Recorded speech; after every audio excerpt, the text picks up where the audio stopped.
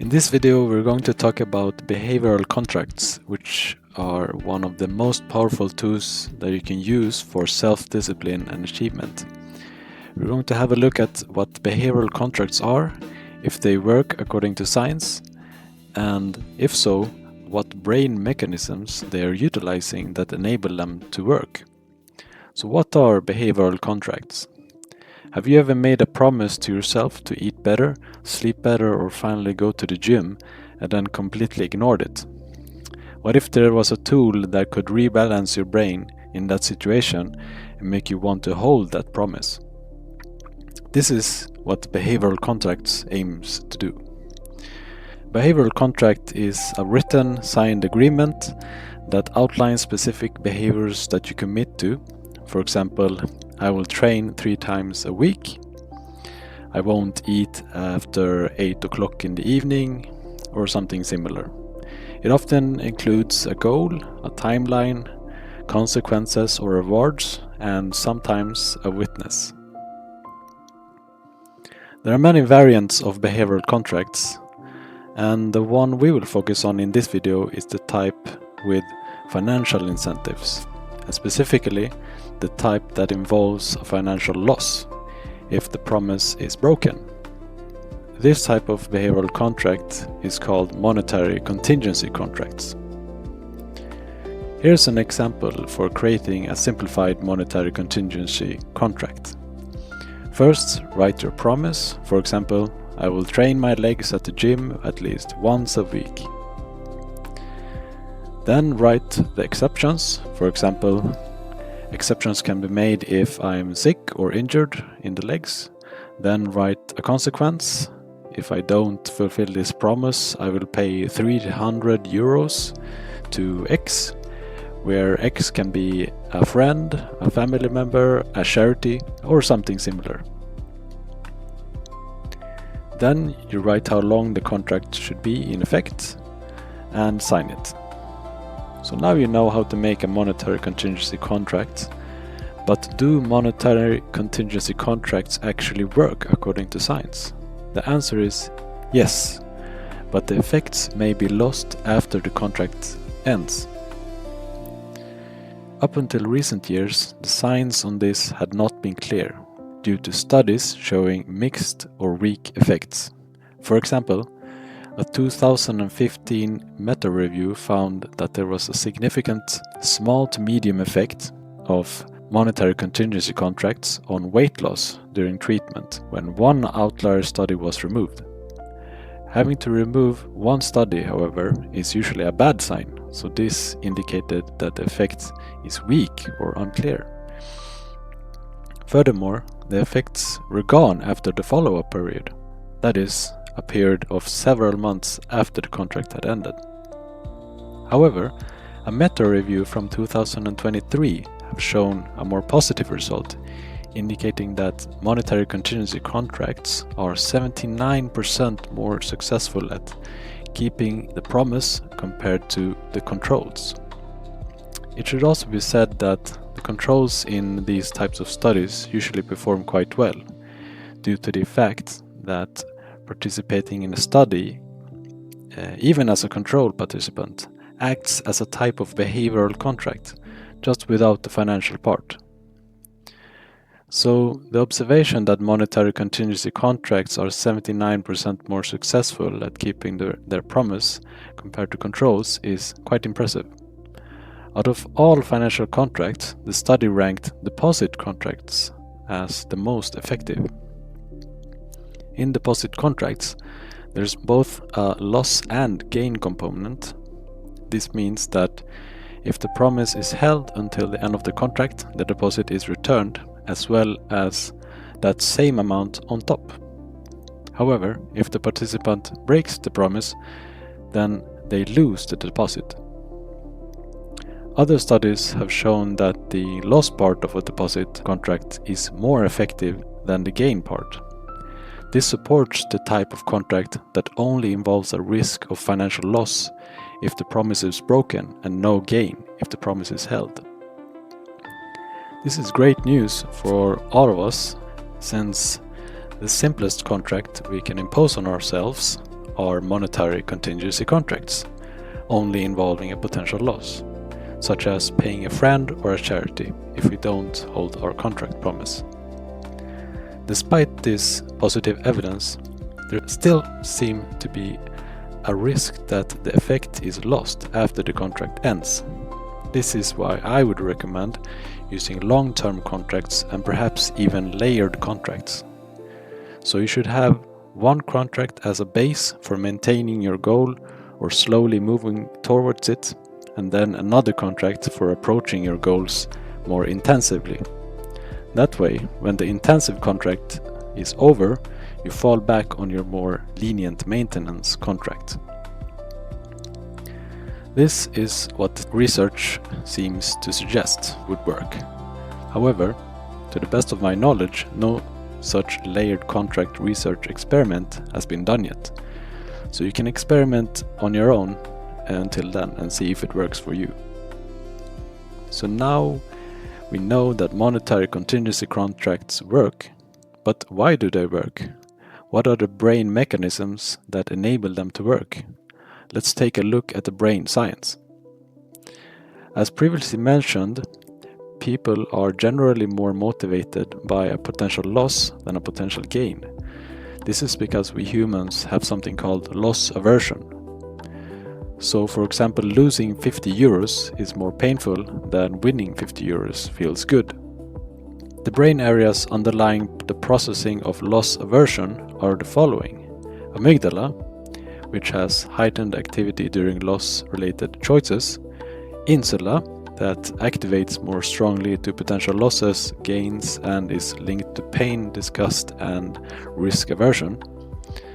And then we have ventral striatum and ventromedial prefrontal cortex that together encode subjective value in a way that makes us more sensitive to losses than gains.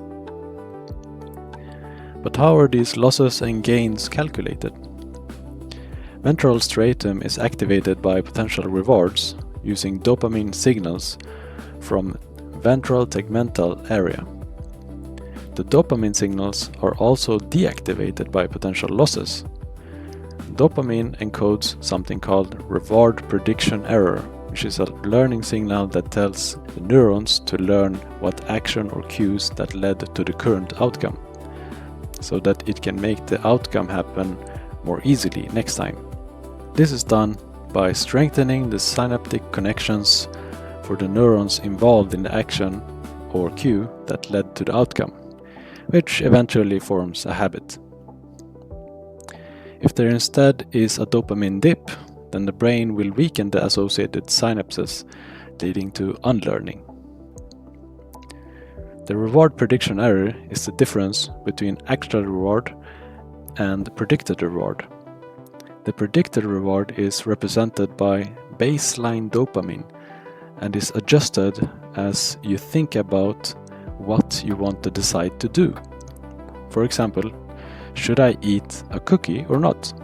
The baseline dopamine represents how much reward you predict that the cookie choice will give you, as well as an estimation of the future consequences. However, the further in the future that the outcome is, the lower the value gets in the calculations. The actual reward is represented by the dopamine burst that you get when you actually eat the cookie. If the cookie tastes as expected, then reward prediction error is 0 and you learn nothing. If the cookie tastes better than expected, then the reward prediction error is some positive value, and whatever action or cue that led to you eating the cookie will happen more easily next time. If the cookie tastes worse than expected, then you might learn to avoid the cookie. In a task where a loss is involved, such as in a monetary contingency contract, you've suddenly changed your brain equation. Let's say that you have a monetary contingency contract saying that you should not eat that cookie. Doing so would lead to a loss of 300 euros. Now your predicted reward is much lower, because you predict that if you eat a cookie, it will lead to losing 300 euros. You have thus reduced your baseline dopamine to a very low level. That alone will make you less motivated to eat the cookie. If you eat the cookie, meaning that the loss happens as predicted, then the reward prediction error is 0 because the prediction was correct. If the loss is avoided, for example, maybe you ate something healthy instead, then the actual reward is higher than the predicted reward. This is because the alternative of eating something healthy and not losing 300 euros feels much better than eating a cookie and losing 300 euros. Therefore, a positive reward prediction error burst occurs and leads to relief learning, strengthening the synaptic connections associated with the action or cue that led to safety from the loss. So not only are you more motivated to follow the rules of the contract, but you will also eventually form habits that are in line with the contract. But how are loss and gain signals combined and executed upon? Ventral striatum calculates gain and loss signals separately, so what remains to be done is to integrate these signals so that a decision can be made. Striatum has D1 and D2 receptor expressing neurons. D1 expressing neurons tend to encode approach or positive value signals. D2 receptor expressing neurons tend to encode avoidance or negative value. These neurons have different pathways, and so signals about gain and loss are kept separately. Already in ventral striatum, loss aversion is implemented on the signals by making negative response to losses steeper. The ventral striatum, which is part of basal ganglia, sends its outputs further through basal ganglia, which are basically mechanisms for selecting, filtering, and fine-tuning brain signals like this type of action selection information. The signals end up in the ventromedial prefrontal cortex, which then computes a net subjective value of a decision combining both potential gains and losses. Ventromedial prefrontal cortex activity increases with potential gains and decreases with potential losses. But once again, the negative responses to losses is steeper. Ventromedial prefrontal cortex passes this net value to dorsolateral prefrontal cortex and motor planning areas to bias choice towards higher net value actions. If ventromedial prefrontal cortex passes a positive net value, then you are more likely to perform that action, and if it passes a negative net value signal, then you are less likely to perform that action. So now you know why monetary contingency contracts work. To summarize, monetary contingency contracts work, but the effects might regress after the contract period is over.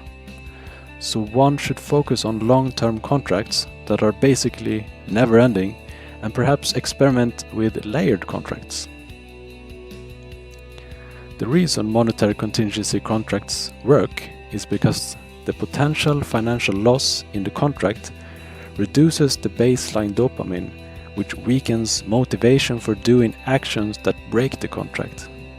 The lower dopamine baseline also leads to a relatively higher dopamine burst when we decide to do some alternative action that are in line with the contract.